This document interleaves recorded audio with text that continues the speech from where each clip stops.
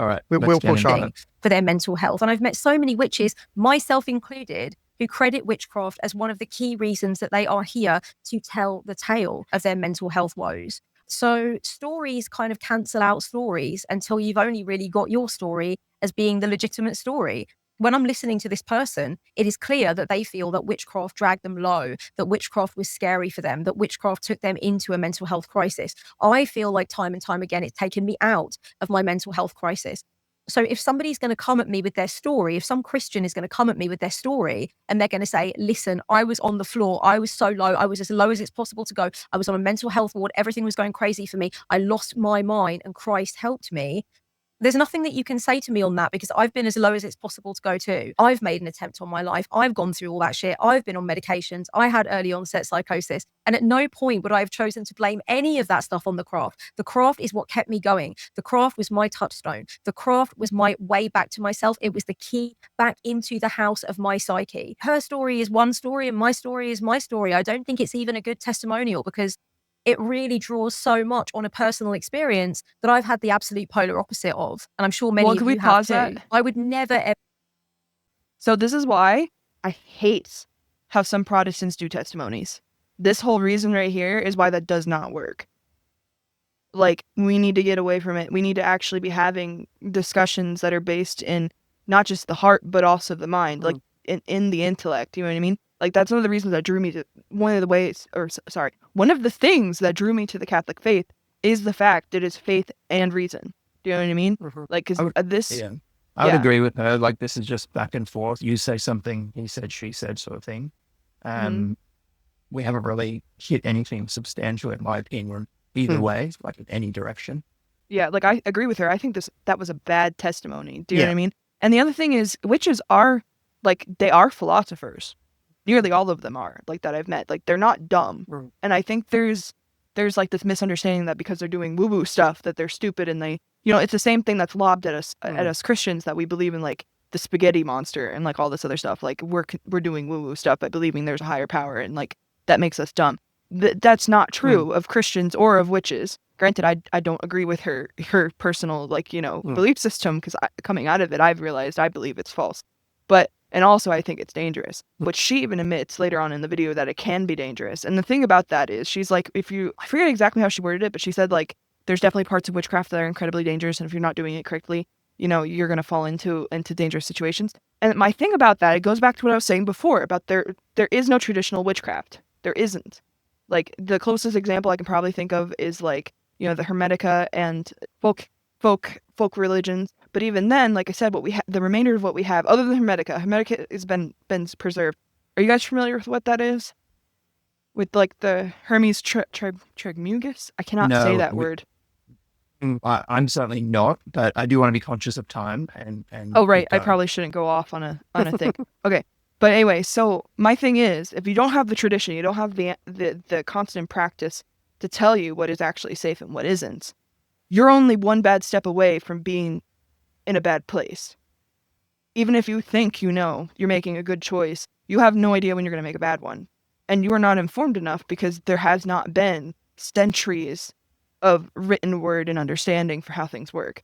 And like, because I'm very studious. I do a lot of research, you know, and I even grab books to come up here with to make sure I'm, like, quoting things. This is actually Father Rippinger's Dominion. This thing is, like, granted, I haven't read all of it yet, but this thing is, like, about 600 pages. Oh no, it's 563 pages. So, like, I've definitely done, like, research into Catholicism, and I was doing just as much research into paganism at the time. Like, I would read a lot of books that were put out by Pagan Portal, which was probably one of my favorite ways to get them. Granted, do not be looking them up, obviously, if you were a Catholic, because this is not a good thing. But what I'm saying is that there are books that are put out to teach new and upcoming witches. That is a thing. But a lot of the sources are very sketchy, and a lot of the ideas have not been around for a long time. And there's a large encouragement for these women to, or even men, because there are witches who are men, though I don't entirely understand why some of them don't go by, like, sorcerer or something, because, like, wizard, because that's supposed to be the male equivalent, but I'm not judging. Warlock is usually, like, a satanic witch. Oh, okay. This is an equivalent, yeah. So, like, and there are satanic witches in the comment of this. I actually read through some of them. And I don't know if Maria remembers the video that I reacted to a while ago on my Instagram, where I was explaining that, like, the false gods or demons and things like that, I actually reacted to a satanic witches video. Granted, I don't think I did. I probably should have done more. I feel like I was definitely being more reactionary with that video than what we're doing now. And I've like slowly learning, especially after like trying to hear out the other side, that doesn't work. And a lot of it, I think, is like I was trying to copy what other Christians were doing. And I actively do not think that works for people from this lifestyle, because like if you're pitting a belief against a belief, like like Maria was saying, no one goes into a belief thinking it's going to harm them. And like we really need to draw out like the philosophies of thing. And philosophy is present even in like the occult. Like there's actually like philosophy of the occult is a title of 3 different books that teach you like the basics of a lot of this, of alchemy and other things. Granted, again, don't go looking into those things. But I also don't necessarily like, and here's my thing, like as a Catholic, going into this, like St. Thomas Aquinas is one of my patrons, and he actually would read through pagan texts to learn how they would do rituals and things like that. So I don't think it's really bad to read it so you understand what they're saying, but if you are predisposed to that and you can't handle that, you should not be reading or touching it. So if you're going to go into apologetics for this, be very none careful. Of us are Aquinas levels.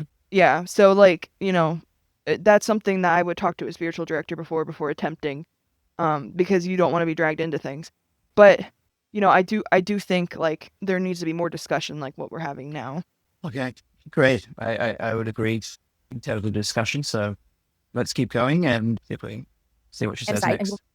Never catch me say that witchcraft is not dangerous, that witchcraft is always safe for every person in every situation, that it has never led anybody to go into a mental health emergency or have some kind of meltdown or freak out. I would never say that. Witchcraft is potent. And I made a whole video on that about whether or not witchcraft is actually bad for your mental health. And I got very, very clear and very real about my thoughts on that. So I'm not sitting here saying, oh yeah, it's absolutely always safe. Everybody can play with witchcraft all the time, anytime, and go as far as they want with no cognitive consequences. I wouldn't say that.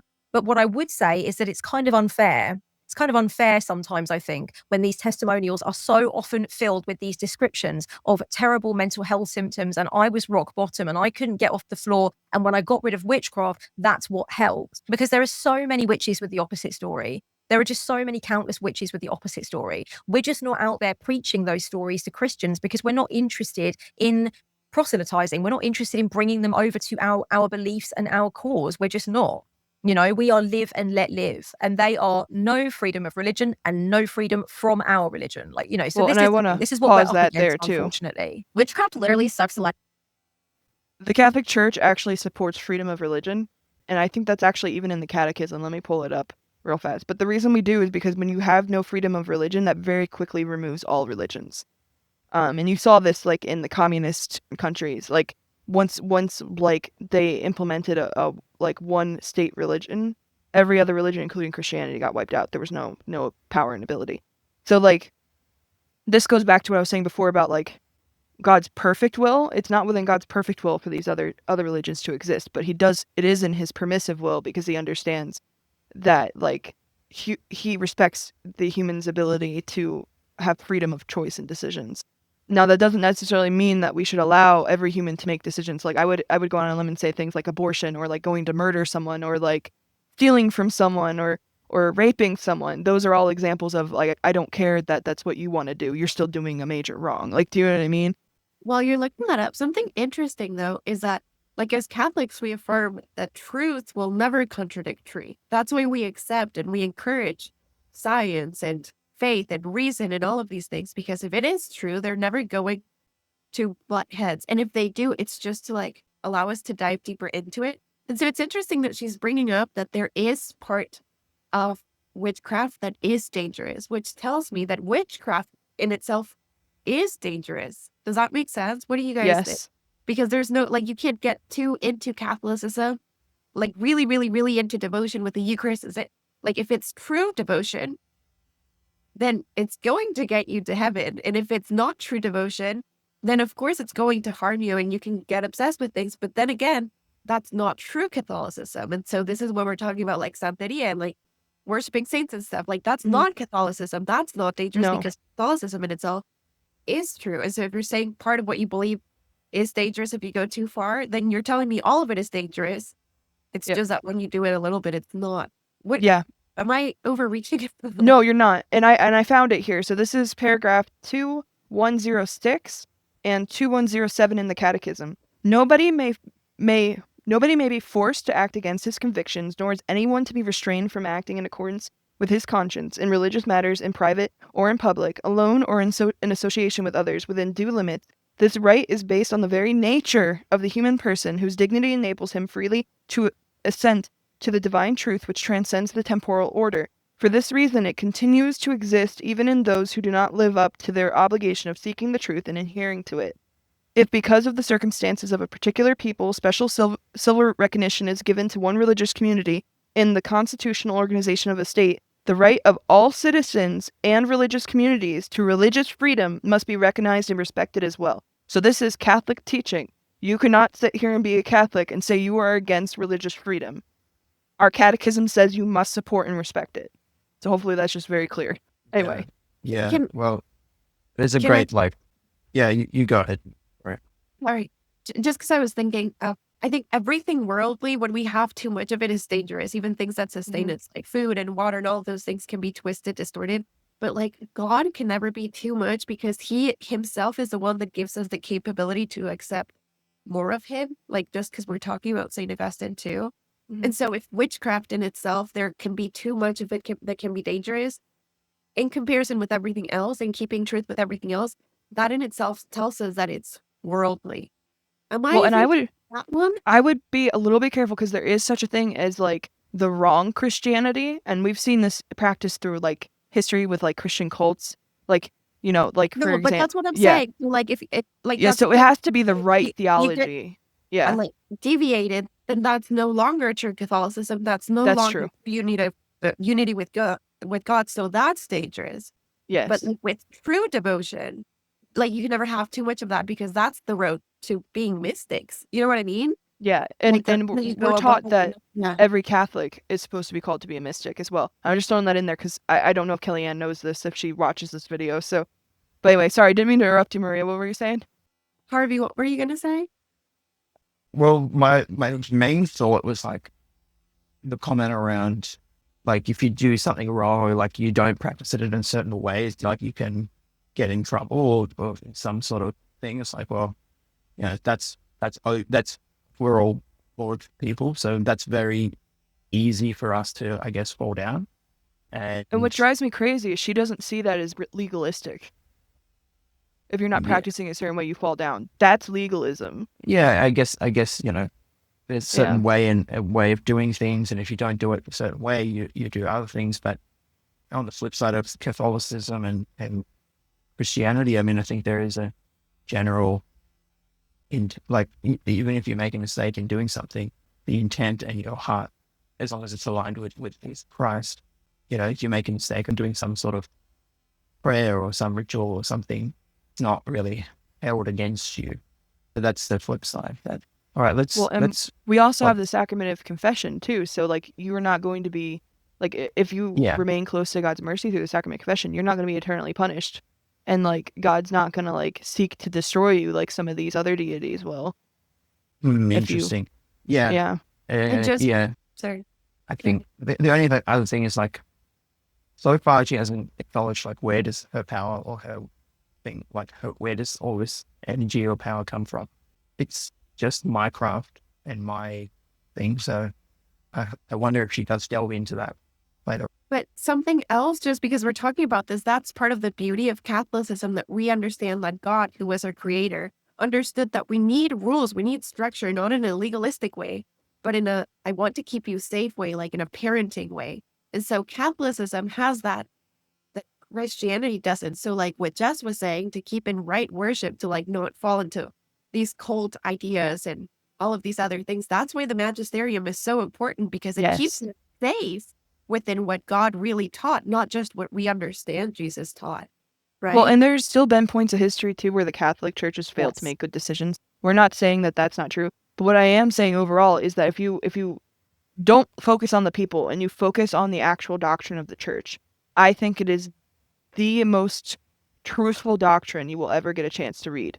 And I'm saying this as a convert. Like, there, so much about it is about, you know, respecting others and bringing peace and learning to cooperate and take care of other beings. And like, you know, one of the reasons why Christianity spread so like a fire through Rome is because before Christianity, if you were poor or disabled, you were cast off, you were killed.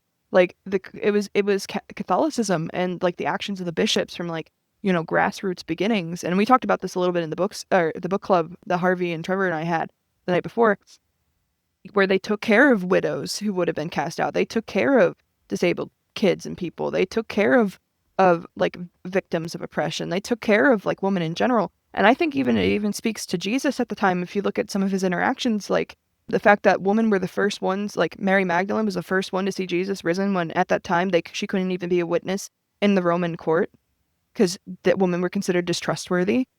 Like that speaks to the fact that God views us as like equal. Like, do you know what I mean? He loves us. He believes that our word is true. Loved. Yeah, and you see this also in like the woman that was almost stoned to death. Like Jesus doesn't say like, oh yeah, you were a sinful wench, like I'll let them stone you. What he does is he bends over and he like starts writing in the sand. And the tradition, a lot of the tradition believes that he was writing the names of the other men that committed adultery with her in the sand. Is like, if you're really gonna stone her to death, then you should be stoned to death. Like that's the reason he said like, let the one without sin cast the first stone, and that's why they all ran away, because none of them were without sin, and some of them were actually participating in the exact thing they were accusing her of. Yeah, and the thing is, we still don't know if she was a rape victim or not. Like, because a lot of women were forced into those things. You know what I mean? And so were children. The Romans treated children like crap, especially young boys. Yes, we're going to get kicked off YouTube. Yeah. Oh, sorry. I won't be able to include some of this discussion just because YouTube will kick us off. So for the Romans. Yeah. Oh, which part? Just so I know which part. Well, rape, child. Oh, I should probably. Yeah, my bad. Anything like that will get flagged. So. Got you. My bad. Just so you know, I mean, it's obviously a very evocative and serious issue. So. For sure. I don't want to delve down that road. No, you're good. That's understandable. All right, let's push on, just because like we're still got a fair bit to go. I thought of you. Look up like New Age to Christian and look at the before and after pictures. Look at what people who were doing witchcraft looked like while they were doing it, and then after they found Jesus. And it is crazy how different they look, because witchcraft literally does. It literally makes you sick. It literally depletes you of just everything. I want to show you a picture of what I looked like when I was actively partaking in witchcraft. Mind you, during this time, I was at the unhealthiest point in my life. The most unhealthiest. I was having so many health problems. I was puking all the time. I was constantly sick. I was constantly depressed. It honestly makes me sad to look at this. Look at this girl. Look how lost she was. Look at how dark my eyes were, like around it. Look at my skin. Like I just looked so unhealthy. And I was. Here's another one. She just looked pitiful. So pitiful. And it makes me sad that I ever allowed myself to do this. I don't know what kinds of memories and difficult feelings those photos are bringing up for that individual, because I don't know them. And I don't know the context in which those photos were taken. I think she looks very pretty and very sweet in those pictures, but it's totally her prerogative to make decisions about her journey and snapshots that illustrate the timeline of her journey. I will say that I have seen some before and after videos of people in their witchcraft days versus now as Christians. And all I really tend to notice is that they're dressed completely differently. They've gone out and got a whole new fucking wardrobe. Like nothing that they wore in their witchy days is going to cut it anymore. They got rid of everything. And they've instead started to dress, with no alternative fashion, with like, summer dresses and wide brimmed hats or whatever it is, like lumberjack shirts and like, khaki pants, whatever it is, things that they wouldn't have worn before. There's definitely smiling a lot more, for sure, which I don't think is indicative of actual truth and actual happiness. I just feel that like different styles and different moods and different ways of being are more accepted in witchcraft circles. Let's not lie about it, guys. I think there is an unwritten rule in evangelical circles about scrubbing up, looking good, presenting in a certain way, gender bias. Well, I think it's a good place to pause. All of that. So yeah, people are going to change how they look and how they present. People are going to be adopting and playing with a different kind of persona. And that is definitely something that I have seen. All right. Yeah. I mean, look, change of wardrobe or change of like appearance based on phase of life or, a particularly down period or particularly up period, being healthy, being unhealthy. I think there's too many variables to say that witchcraft is doing this and Christianity is doing this. I will say careful. I do agree with what you're saying, that I do think like evangelical circles kind of push a standard of looking, which is what I think she's trying to get into, is that like because I'll see this from a lot of of witches. They'll complain that like every time you see someone who's like going from witch to Christian, they like lose all of their personality. Like they stop dressing how they want to dress and they like try to emulate like that traditional wife look or something like that, which I think we even talked about in the book club meeting, you know, yesterday too. And like that's something that I've actually seen. Granted, I am actually wearing something I would have worn right now in witchcraft, and I've been wearing the clothes that I wore while I was doing witchcraft. I never got rid of that. I'm too poor to throw out all my clothes, frankly. I blessed all of them. My entire house has been blessed. But, you know, not that I was practicing witchcraft in this particular house, though. I was doing it in the house we were renting. I actually bought a house after I converted to Catholicism, which was something I credit Mama Mary for because I actually asked for her help. But what I'm saying is, like, the only thing I changed was I grew out my undercut. I used to have a very, very, like, half of my head was gone, or half of my hair on my head was gone, an undercut. That I did grow out. But, like, other than that, like, and I did feel that pressure to try and conform, and I think I did for a little bit, but then I was like, this is dumb. Like, there's nothing in the catechism saying I have to do this. Like, do you know what I mean? Yeah, I agree. I don't really have much to say on this particular topic. I'm just like, okay, dress certain What way, about dress you, certain Maria? way. Yeah. I think, well, of course, like this is such a like a subjective argument, right? Because like I have noticed, like I know what she's talking about, that sometimes it's like a little bit more muted.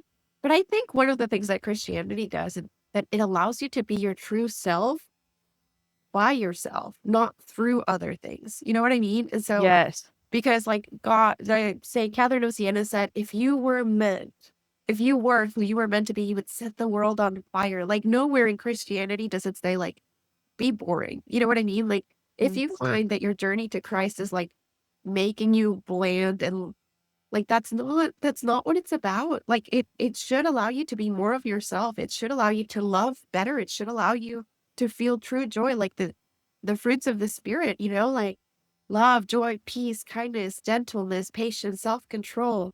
Like that's what we're seeing. And so like when you can be truly yourself, you can express yourself truly with whatever you're wearing. You know what I mean? Oh, for sure. And like, and that's not to say don't dress appropriately for church, because there definitely are rules for that. Like it's a respect thing. Like you should not be going in short shorts and like cleavage hanging out, like things like that. So like Catholicism does require that, you know, you do cover yourself out of respect for like the Lord and other people. And that's not to say that we think lesser of you for dressing that way. It's just we're worried about like one, you tempting others, and then also you being a temptation to yourself, because like dressing that way comes from a source of pride, which is something that like, you know, as Catholics we're supposed to be on guard for, because pride is the mother of all sins. Exactly. And the thing is, I have plenty of friends that still dress that way. I do not judge them for that, but like personally for myself, I will not do that. Like, do you know what I mean? And it also depends on like what you are wearing. Like you said, like that's also true. You're showing a lot, because we have a lot of like beautifully goth Catholics. You know what I mean? True. Like that's a whole trend too. True, like, true. Black, they're like the original goths. Yeah. Yeah. Even like our Gothic architecture, like there's nothing in Catholicism that girls can't wear like these like dark, like mysterious colors. Like there's a whole trend of Catholic goths out there that I think is beautiful. Yeah, and you can go in like a whole bunch of different alternative clothing. Like I've personally wore like the brightest pink polka dotted shirt, like crazy looking stuff with the mask. Granted, it's always been in a respectful way, but like, you know. But anyway, what were we gonna say, Harvey? I lost my train of thought, but sorry. No, it's all right. I mean, like, yeah, it's just you definitely can be who you are. I think those people are obviously choosing to like dress a certain way. They're not like being necessarily forced, and they're choosing to be part of that community or whatever as well. Like they don't have to stay there. But yeah, I mean, I think there's that now I remember, it was the kind of like, if you're dressed provocatively or you're dressed to attract attention to you or attention to God, like what are you doing? I think a lot of people, and what I can see, there's a bit of an undertone here. It's like, it's all about me. It's all about my practice, my life, my this, my that. Well, and to be fair, the Protestants were doing it too in like these videos so far. Yeah. Both sides. And that's what we're talking about, right? Because in Catholicism, you don't just have your own personal testimony. You have the history, the Eucharistic miracles, the apparitions, that like you have history, facts, science, you know, your personal testimony. Like there's like, it's all like hey, if you don't like my personal testimony, you can personally look up all of these things that like Catholics Yeah. recognized and approved as me, you know, like it's Exactly. not just like I was broken and now because you can be Catholic and still be broken and still have Oh, a Christian absolutely. the Eucharist and God, and you just learn to suffer well, you know? Yeah, and that's really the whole thing about Catholicism. Because the truth of the matter is, you're going to be in pain and you're going to suffer, regardless of whether or not you are practicing Christian. It's just, do you want it to have meaning?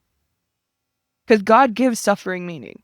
He does. And that was something I really struggled with, because I was like, how can a good God allow suffering? But like now, like as a Catholic, and I understand what like redemptive suffering is and like how I can help people through it, like it gives a whole new like understanding of why he allows it. Because just like the Bible says, he brings all things out to the betterment of the people who love him. Like, do you know what I mean? Like, he turns all bad things into good things. Like, he brings it all around to like his will and his plan eventually, and he works all things out for good. And I think that's an important thing to remember. The note on Because suffering we're the ones that is- messed all yeah. of that up. We're the reason suffering exists. I Like, think it's Adam and Eve's fault. Anyways, sorry, Harvey. What? Yeah, well, that's a perfect interjection into this next chapter, which she talks about, which is feeling empty on the inside. I want to understand a little bit more about this lady, because yeah, I don't know anything about her, so this will be, I think, really interesting. Yeah, she's a very lovely person, though. Like, I do appreciate how balanced she is. Me. If you're involved in witchcraft right now or the New Age movement and you're involved in spell work, crystal therapy, crystal healing, astral travel, lucid dreaming, Reiki, chakra healing, yoga, or anything like that, and you're always trying to manifest things into your life and you're praying to the universe instead of the creator, I just want you to know that that emptiness inside you that you feel, that's not going to go away. I tried to fill that void my entire life, and the only thing that filled that void was Jesus Christ. I mean, it's bold of you to assume that I have an emptiness inside. Bold of you to assume that emptiness is a given for witches that haven't yet turned to Christ. I don't remember ever having an emptiness inside, especially not relating to my spirituality in particular. That is not a characteristic of my spiritual journey that I really can say that I relate to that much. So already this is kind of fallen a bit flat, right? Because I don't have an emptiness inside. I'm good. I'm full, thank you. Witchcraft keeps me full. I'm not saying I'm happy all the time and I have a perfect life and nothing ever goes wrong or whatever. And I'm not saying that I don't sometimes get this existential pit of dread when I think about all the shit that goes on in the world that I can't change and all of the painful things that have happened to me and that have happened to others. You know, but I should imagine I would have that regardless of what faith I was in. And I certainly would hope so, because any faith that would be trying to attract me, that would be telling me that I will lose that existential dread, I will lose that ability to feel the pain of that deep empathy, I wouldn't trust that spiritual path. I wouldn't want to go on that spiritual path. And this is the thing about witchcraft quite a lot of the time. The witches I know are very in touch with the world, and that's not easy. It can be difficult. It can be painful. And they are unapologetic feelers of all of their fucking feelings, right? So there's definitely that. Witches are usually realists, I find. We are conscious even when it pains us to be so. Witchcraft is a spirituality that takes you into the world with all of its pain and its confusion and its paradoxes and its fear. That's not an emptiness that needs to be filled. To me, that's a radical acceptance of the weight and the burden of human consciousness, and embracing that as part of the journey anyway, and saying yes to that regardless. This outlook makes me feel way more comfortable in witchhood and in witchy community. I feel so much more comfortable than in a paradigm where there is this idea that there is this being that can fill the emptiness, or that can, I don't know, like some panacea, a God that is some panacea that can make everything better. I find that to be unrealistic, and I find that to be actually the scarier thing. I'm not looking for that. So no, I'm not. This is really interesting because she's like somewhat aligned with how we approach our faith. Yeah, Yes, and it's like dancing around it. it's an interesting thing where sometimes, you know, the pagans preach Christianity better than the Christians do. Yeah. There's a lot of like similarity in what she's saying there, so I find that interesting. And it's also like it's so interesting when you the most convincing lies. And I'm not saying that this is, I'm not talking about her right now. I'm just saying, when the most convincing liars are people who like weave in half truths throughout the lie, and it's kind of like helps convince people that, this is truth, and maybe the rest of what they're saying is true as well. But that's just, it's an interesting pathway. Anyway, Maria, I know you were itching to say something. Listen, it makes me want to call our Heavenly Mother to punch the devil in the face because this makes me so mad. And let me tell you, Well, and by the way, when we're saying punch the devil in the face, we mean the devil, not you, Kelly-Ann. No. You were great. Yeah. Thank you for your opinions and talking about this. By the way, continue on. The actual devil, the liar, the deceiver, the accuser, because the fact that she's practicing witchcraft means that there is an ache within her for more. And that's not going to go away in Christianity. It just gives you a direction to where you are looking. The fact that she is practicing witchcraft and telling us like that void being filled is scary. That's not going to be filled in Christianity. It opens you up more to ache for more because you're facing God who is completely infinite. Like St. Augustine says, like, my heart is restless until I rest in you. So you're not going to lose touch with the world.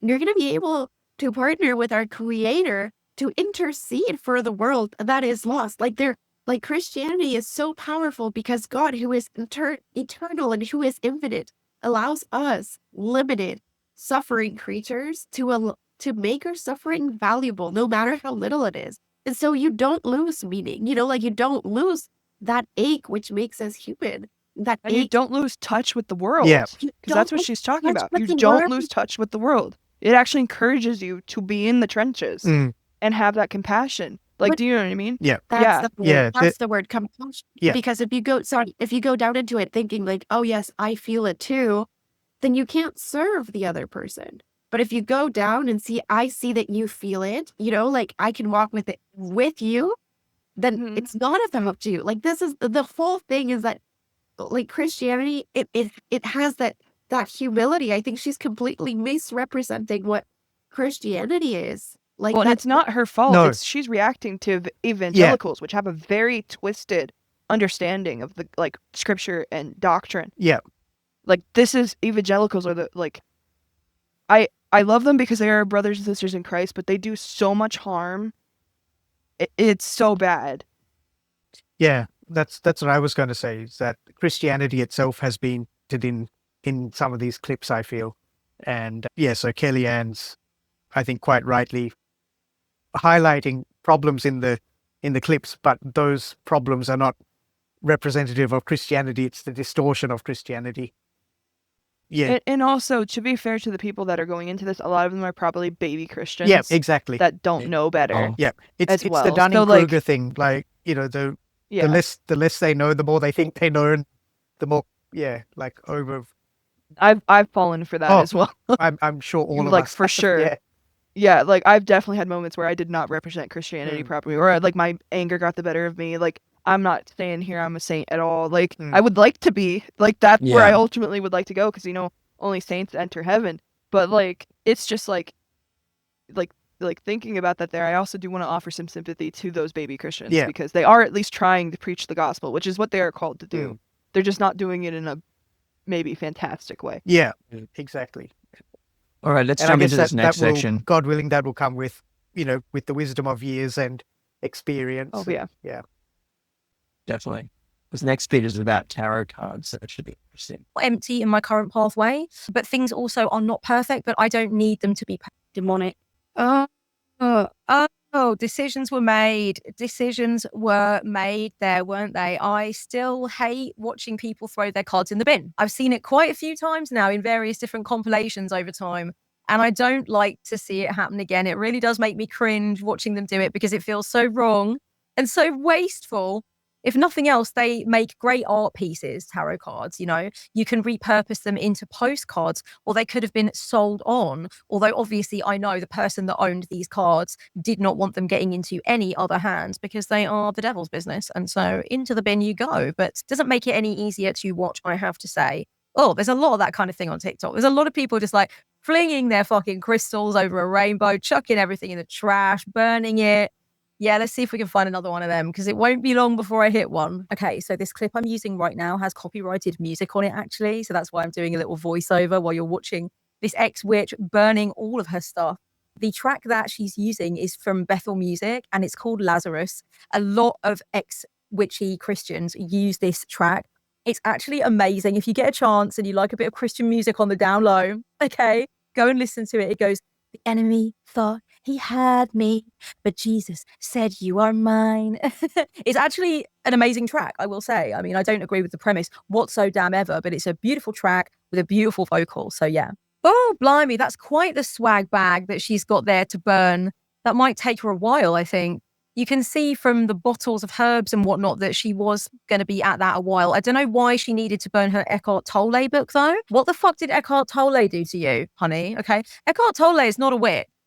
Eckhart Tolle is just, for many, everyday common sense, okay? I mean, aside from obviously me having always a slight panic when I see this, because I think of these things as tools and resources, and they're special things and they're things that spark my interest. I'm not too caught up about these things burning.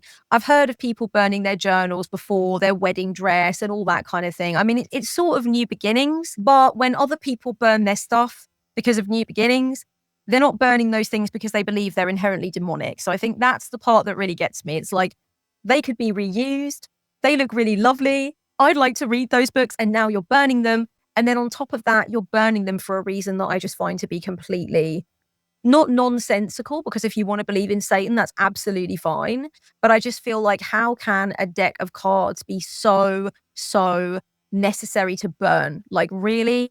Is that where we are? Apparently that's where we are, guys. That is where we pause?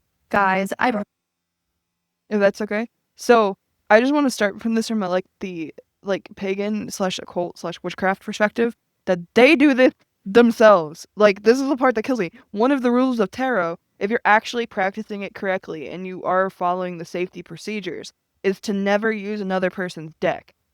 So the fact that she's saying you could have just donated it. No.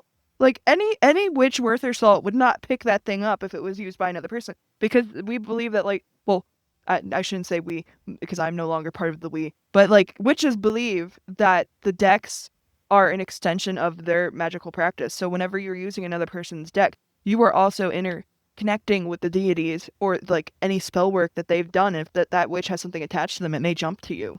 That's why it's so dangerous. Because just because you know what you're doing doesn't mean another witch does. Do you know what I mean? And of course, we also go back to the fact that we were talking about before, that witchcraft is just inherently dangerous. So this is why you shouldn't use the tools of other witches. And you could perform a cleansing or a cleansing ritual, but that doesn't take the deity away, because if the deity supposedly liked that one particular person and you're using their tools, that might make them mad too. That was my understanding, is you don't touch other witches' tools. That's just a common, or at least I believed it was common, understanding of safety procedure. So the fact that she's saying oh, they're just blah blah blah, I get that inherently by themselves they are just that, but once you start them in the practice of things, that inherently changes them. So I don't understand how she doesn't understand that now that you're worshiping a god, Jesus, the true God, why you would want to burn those things to cut off the connections to the false gods. Especially since most witches would have done that anyway. If a friend passed away, they would have burned all of their things as a send-off. Or even if they're going to get a new pack, a lot of them would burn the old one out of respect. I don't understand where she's coming from with this. I also don't understand why she doesn't understand what they're doing. Do you know what I mean? Yeah, but let's give another perspective to that, because how when something or someone seeks relationship to us, they make it so easy for us to come into relationship with them. And we have it in Catholicism with the sacramentals.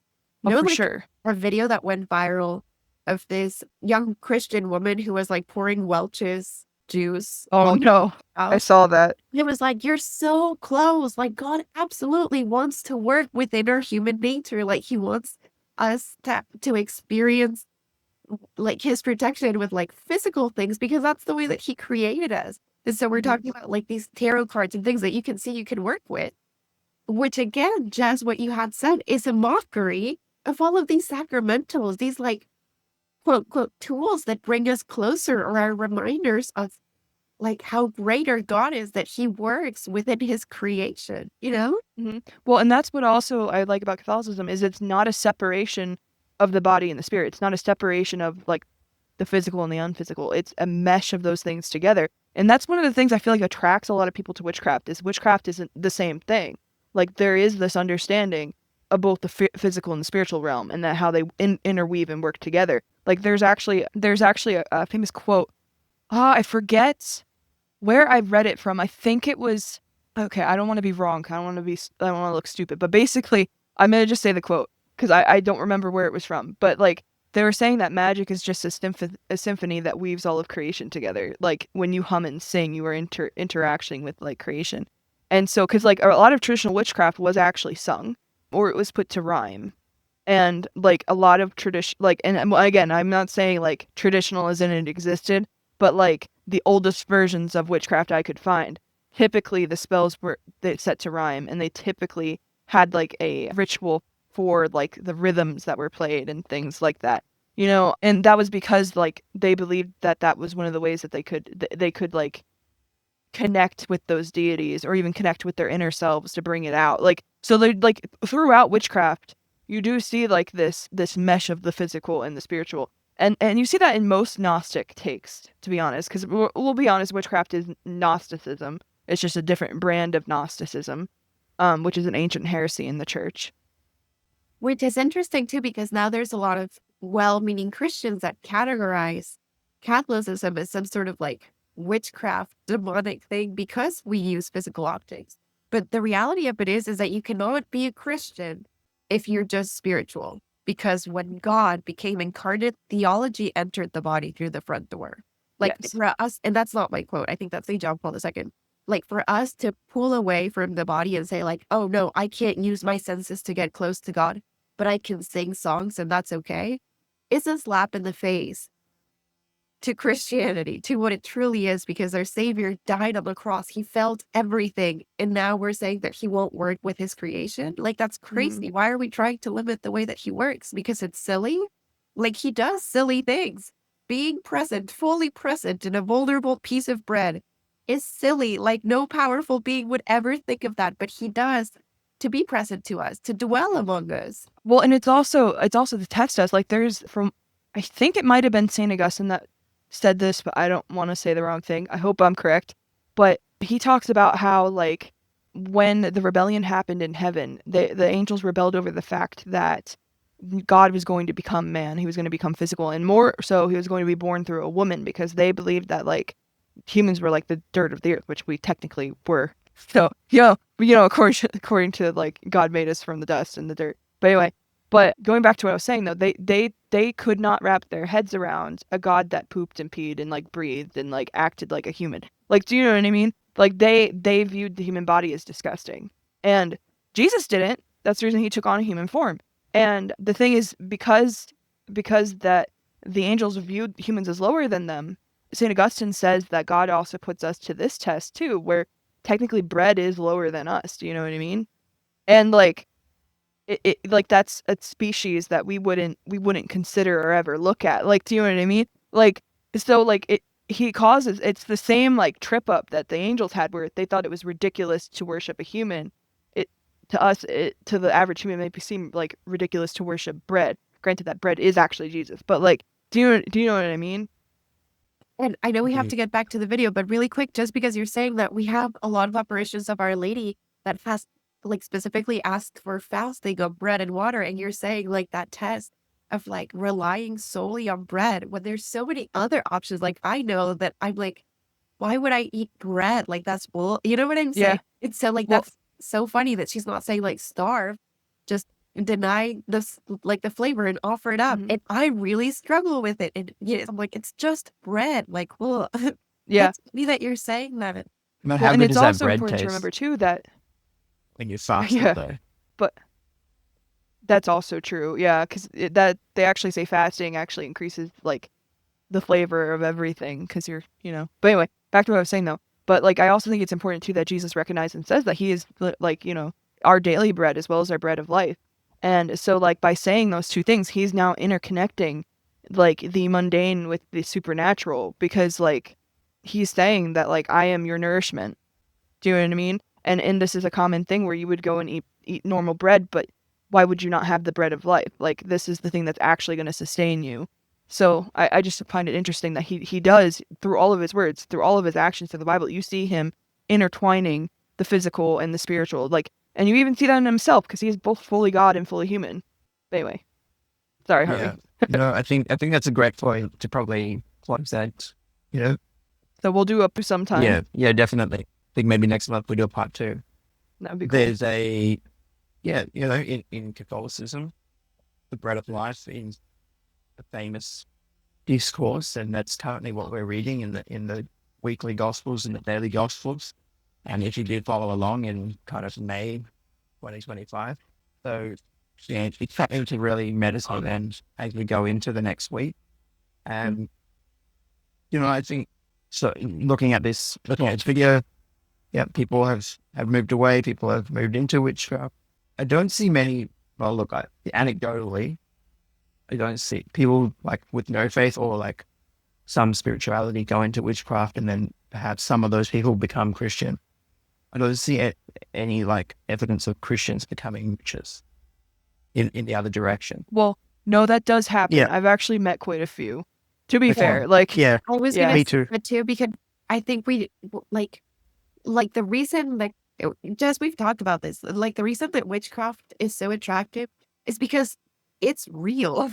Like Yeah. they're seeing power and truth and prophecy and all of these things which are stolen from the Holy Spirit, yeah, like being manifested through these things. And so I think a lot of Christians that are lacking these sacramentals are like, oh look, there's power in things, Yeah. so I must go here. well, But in Catholicism, sorry. No, I was gonna say I agree with you fully, but I was also gonna say I think a lot of it's too is we've seen a death of like the charisms within the church, yeah. of like the charismatic movement, of this supernatural understanding of God. Like people are craving like that intimate reaction and relationship with God, and they're seeking it in bad ways, Yeah. or they seek it through other things because they believe like oftentimes when I talk to a witch, they're like, God never answered my prayers, but I prayed like one prayer to like some false god and they answered like within an hour, like, you know what I mean? And so like the thing is there though that like God, our God, like the true God, Jesus, he doesn't like, you would think about, for example, the story where he's feeding the 5,000 or 500? I'm like blanking right now with the fish. 1,000. No, it's 500 loaves to the 1,000. That's what I'm thinking of. I was like, my brain was so screwed there for a second. But anyway, so when he multiplies the fish and the bread, the people are so amazed by it that they want to like make him king and stuff. But Jesus is like, I don't think you actually want to follow me because you love me or know me. I think it's because I fed you. And like, that's what's going on with those other gods. Those other gods are okay with getting your love and worship and dedication just simply by doing something for you because they just want your attention. Jesus wants all of you. He wants you to actually have a conversation, a relationship. He wants to love you. He doesn't want you to love him for like some type of frivolous thing.